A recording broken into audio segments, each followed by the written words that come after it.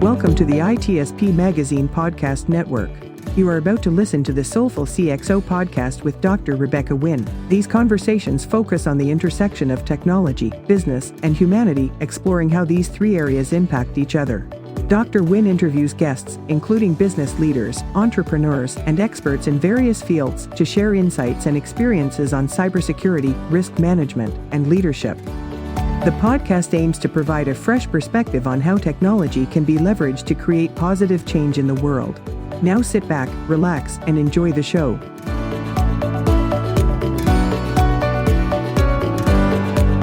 Welcome to the Soulful CXO.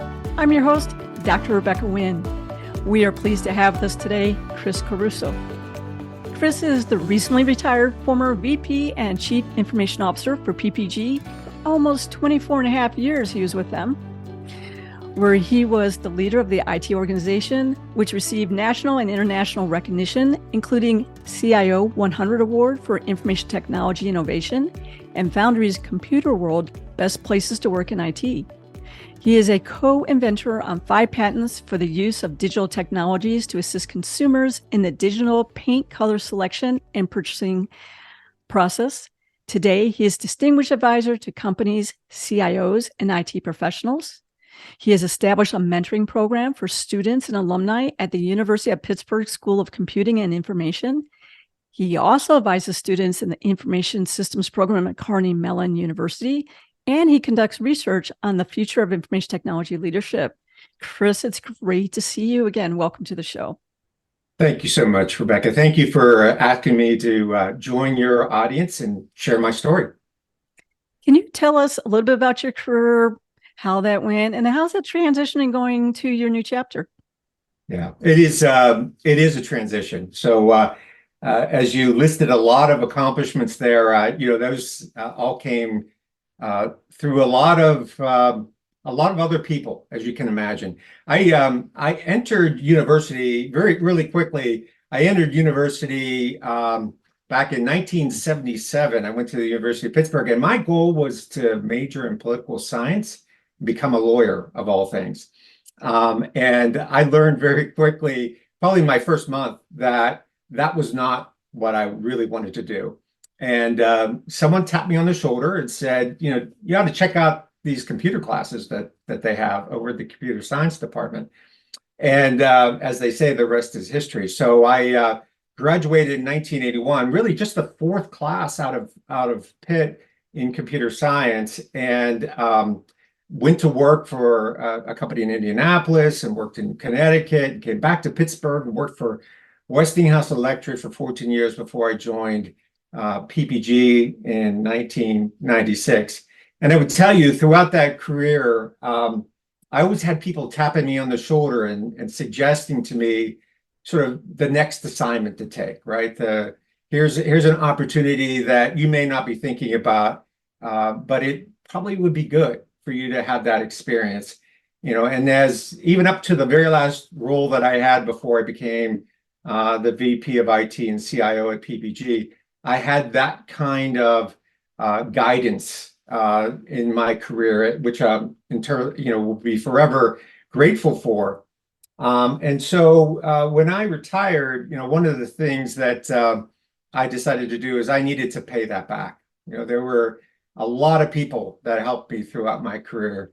And as a result, for the last couple of years, I've been focused on those things that you just listed, doing a lot of mentoring, doing a lot of advising, speaking and writing to help share as much as I can with others, regardless of where they are in their journey, whether they're thinking about entering the computing field, whether they're in university and working through what kind of area they want to focus on, or they're actually a professional in our field and need help as they grow through their specific career area. That's kind of where I'm focused right now and all my energy. Do you find that there's been a huge difference over the years on people looking at their journey? I mean, a lot of times now people are looking at, can I even stay in a job for 18 months or 24 months anymore? Just because there seems to be a high turnover, not only with the person not feeling maybe that the job is allowing them to grow into the person they want to be, but also those companies maybe just not having the dedication anymore. So I see that there seems to be a lot of unrest in individuals. Do you see that too when you mentor? Yeah, working for a company like I did for 24 years is rare, right? And I think we're going to see less and less of that. I always joke our oldest son is in the family business. He's an IT consultant, and I can see his journey is a lot different than what mine was. And you're right. It's the incentives to stay are different than today than they were when I was growing up in the field. But I've talked to a lot of CIOs who don't have those issues, and that's because these are some of the leaders who know how to have a great workplace, right? Who know what it is to motivate their specific employees, and they understand. And this is something I found is different today, where as a leader, you need to understand what motivates your team, not just from a professional standpoint. Now that's given, but also from a personal standpoint. I think there's a lot of need to understand, time spent with family and other things other than work, and so having that balance. And I think we all know the pandemic really drew attention to that even more. But really understanding what is it that your team member wants to get out of this role working on your team, and where do they want to grow their career? Knowing that and understanding that and supporting that, I think is really essential. When I mentor people, the first question I ask them to think about between the first session and the second one is, what do you want to be known for? And it's not what do you want to be famous for, but what do you want to be known for? What is it that you're so passionate about that it's obvious to everybody that you want to be a great leader, maybe great technically, a great communicator, or even personally, maybe you want to be known for someone who contributes to their community or to their church, or your family is a priority. And for me, I want to make sure that whether I'm the leader of the organization or the mentor of that individual, that I'm doing whatever I can to help them be successful at that which they are so passionate about that they want to be known for. How do you balance that? I know at times a lot of times when I'm on teams, I try to go ahead and see what energizes them as an individual. And a lot of times what they energize as an individual doesn't match up what their position is. And I've helped people transition out of their position and out of the organization to do their love. I think life is too short not to do what you're passionate about. That might not always go over really well with the companies I work with, but I think that's for the greater good. So how do you usually manage that when you find out that they're not following their passion, they're not following what actually lights them up, what energizes them? Yeah, and I've had actually that conversation with family members. And I think to your point, if you struggle getting out of bed in the morning to go to work because you aren't able to pursue your passion, that's not only not good for you, it's not good for the people that you work with, it's not good for the firm that pays you, because your results are probably not going to be reflective of what the expectations are, right?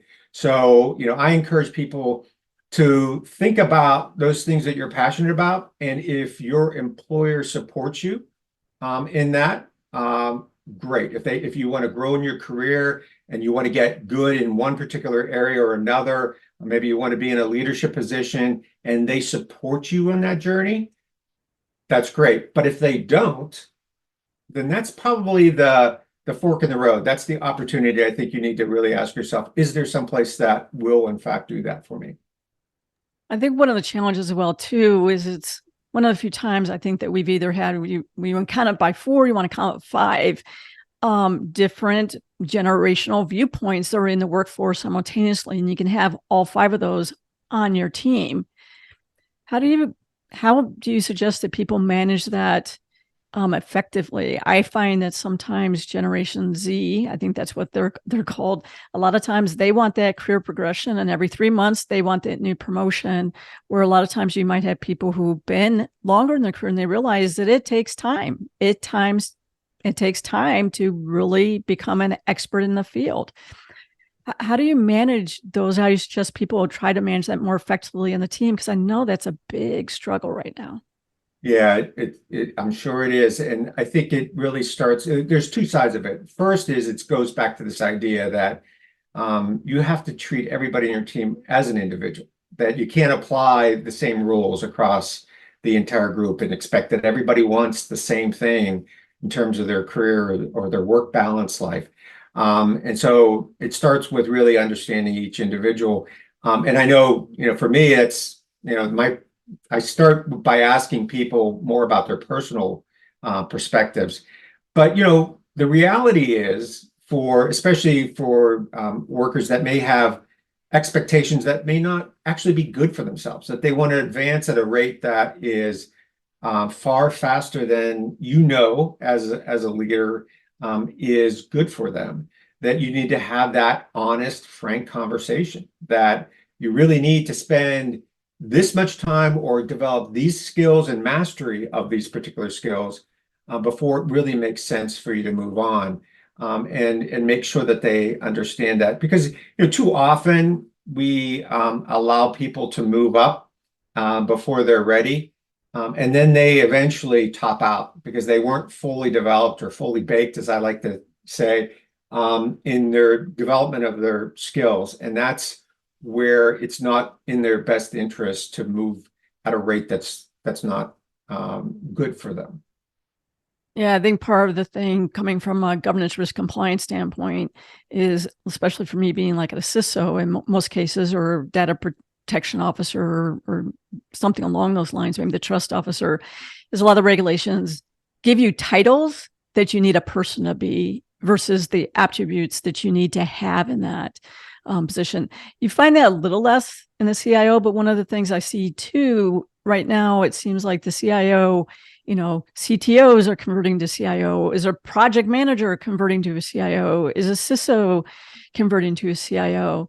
As much angst we have with having CISO light, it seems like at times the CIO isn't well defined anymore either, maybe with the bigger companies, but not necessarily at the medium and the smaller companies. Do you see that as well?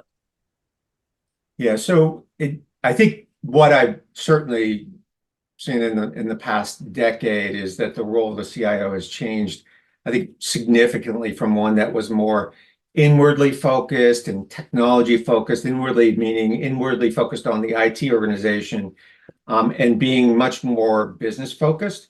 The assumption is that you understand everything there is to understand about the technology organization, and where you can provide the most value is in fact being a business person first who happens to know technology. And I think that's been a significant change in the CIOs that I talk to who are really successful in what they do.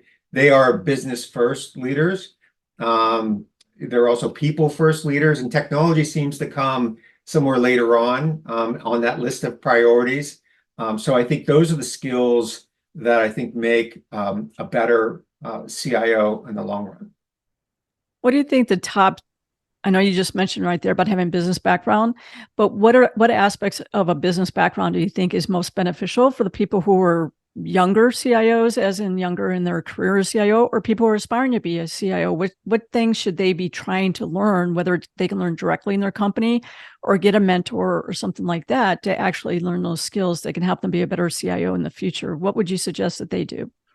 Yeah, so I think, from a business acumen standpoint, you certainly need to understand the financial aspect of, what it is that you do and how you make money.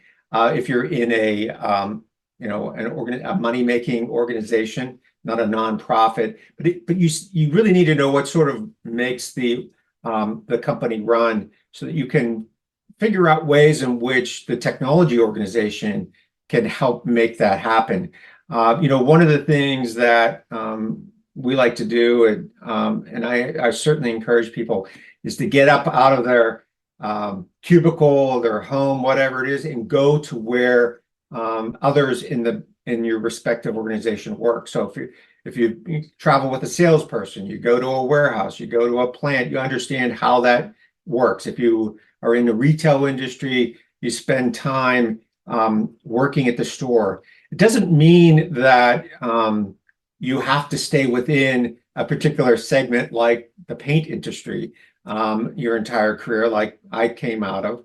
But it just means you need to learn the business, and you need to take every opportunity you can to get out of your organization, outside of your cubicle or your office, and learn what it is, the business is that you are supporting. Yeah, no. One of the things I've done as a CISO and great CIOs that I've had out there, we've been ones who roll up their sleeves. I've had times where it's been call center operations that I went for 3 days in the call center operations. This is what's happening with the calls taken in. This is a script. This is the technology that's working. Here's the technology that's not working. And going through that process step by step, not from a judgmental standpoint, but literally like almost like you're an intern or something like that, or a new person on the day in the job by doing that. I think it helps if you do that with a variety of positions. Did you do that as well when you first start out your career? I find that that's missing a lot of times. A lot of times companies want you to start and they want you to solve all the problems like today. And you're like, I don't know the business yet. And I absolutely did do that in my career. I mean, my first few roles, I actually worked at a plant. So I got to see close up how we made product and what it took to do that. When I was in a role that had a big sales focus, I spent a lot of time not only traveling with salespeople, so going out for the day, seeing how they call on customers, meeting the customers. You know, we sold a lot of our coatings and paints through distribution. So, you know, not directly to a body shop, but to a distributor who then sold it to a body shop. So I would go to the distributor, hear their pain and angst that they go through, both in terms of running their business, but also maybe even dealing with my company, right? And then I would go to the body shop to understand what their challenges were, what their pains were in trying to get their job done, and maybe even using our products. And that's what helped, you know, me to better understand how we could bring technology to bear. You know, and I oftentimes talk about innovation and some of the skills that you need to do that. And this idea of what's called observing is absolutely essential to do that. So whether you're doing that for an end customer or somebody in a warehouse within your company, you need to go see that and experience it and understand their pain. You had a long career. Obviously, you're on another portion of your career now. But how were you able to keep your health and your wellness and your resiliency up? Because that's always a challenge, right? People don't want to burn out. And you had a career that's been able to weather that, which not everybody can do that. So how did you do that so successfully? Well, I don't know how successful, because my number one priority, Rebecca, when I retired was my health, my family, and my faith, and focusing on those three before anything else. Because, you know, these jobs do take a toll on you, and you do need to be able to reflect and have some other perspective. I'm very fortunate. I have a wonderful wife who is, you know, still mentors me today, as well as, you know, throughout our 35 years of marriage. But I also had a really good network of friends at work, as Gallup likes to call it. If you ever take the Gallup engagement survey, they ask the question, do you have a friend at work? And I had quite a few of those that, you know, when times got really hard, I needed to sort of vent or check to see whether or not I, you know, was looking at it the right way. And I had somebody who could tell me if I was wrong. That was very helpful. I also had a great network of other CIOs that I could call upon. And that, you know, so from a mental health standpoint, that's, I believe, is absolutely essential, because these jobs are always very, very challenging, both mentally and physically. I think you've got to have the discipline from a physical standpoint, health standpoint, to actually keep up after it. And I have people in my life who encourage me to do that. Do you have outside interests as well when you're a CIO that you were able to do? I know that was a 24/7, But one of the things that I do is I play trombone, and I continue to try and play trombone as one of my outlets. Did you have any outlets along those lines that you try to, keep your life as balanced as possible? Yeah, we like being busy in our family. I mean, I have my personal hobby is bread baking, and so I've been baking bread for 40 years now. And so, but you can't do that all day long, every day, especially in retirement. But the other big part of our lives that my wife and I participated in is we actually just concluded 14 years of being foster parents for newborn babies. So while I was in the midst of my career, we were taking in newborn babies, 15 babies to be exact, over those 14 years. And I like to say, next to raising our own sons, it was probably the most important thing that we did together in our married life together. That is amazing. I don't foster kids. I do have a dog that I adopted, but I do go ahead in the Christian foster care. I do go ahead and support them regularly. Do you have any great stories that stick out to you? Did you ever, a lot of times, you do, as individuals, we give, but we don't always hear back how impactful that is. Have you been fortunate to go ahead and see a positive ripple effect from all the foster care that you've done? Yeah, well, first of all, I think when you have these babies in your home, it helps keep everything else in perspective, right? Work, life, everything else, and you really focus on these individual children. One of the things that I would tell you, people would often ask us, why do you do this? What's your purpose, right, for being foster parents? And I tell them, first of all, it was a calling for my wife for a long time. I actually, I was the one who was hesitant to get started because I knew some of the challenges that we would face with it. But we also do it for the mothers who are, I believe, incredibly brave to make the decision to have these babies, and then even more courageous to make that difficult decision to put them up for adoption. And then last but not least, we are there for those babies. We want to make sure there's absolutely no gap in their lives where there wasn't somebody there who loved them. But as much as you have that purpose, it's easy to forget, right? And the number one question we get asked is, isn't it hard when you have to hand the baby back over, whether to the birth parents or to the adoptive family? And I tell people it is absolutely excruciatingly difficult. It's really, really super hard. But the other thing that I would tell you that would make it hard to always remember your purpose of why you wanted to be a foster parent is usually after several nights without sleep, right? And you have a crying baby who just won't go back to sleep. And you're sitting there 3 o'clock in the morning wondering, what was I thinking about when we decided to do this, right? But I'll tell you a story of one of these 15 children. She came to us without a name. We named her Claire Marie. And when she was adopted, her parents named her Maddie. Maddie is now 12 years old, turned 12 in August. And when she first started school, her parents went to her open house and said, we have to tell you this story.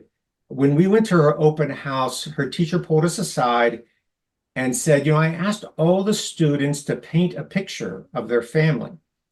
And Maddie painted this picture, and I knew she was the only child, but there are 6 adults in this painting. And I asked her to tell me who those adults were. And she said, oh, that's easy. That's the first 2 are my parents. The next 2 are my birth parents. And the last 2 are Chris and Janice. We have that picture, and that will always and forever be my reminder of why we spent 14 years with these children in our home. And I think that's something, we all need to do in our lives, whether it's personally or professionally, is remember why we chose to do what we did. If we're leaders, if we're CIOs or CXOs, why did we want to be that? What is it that took us on that journey.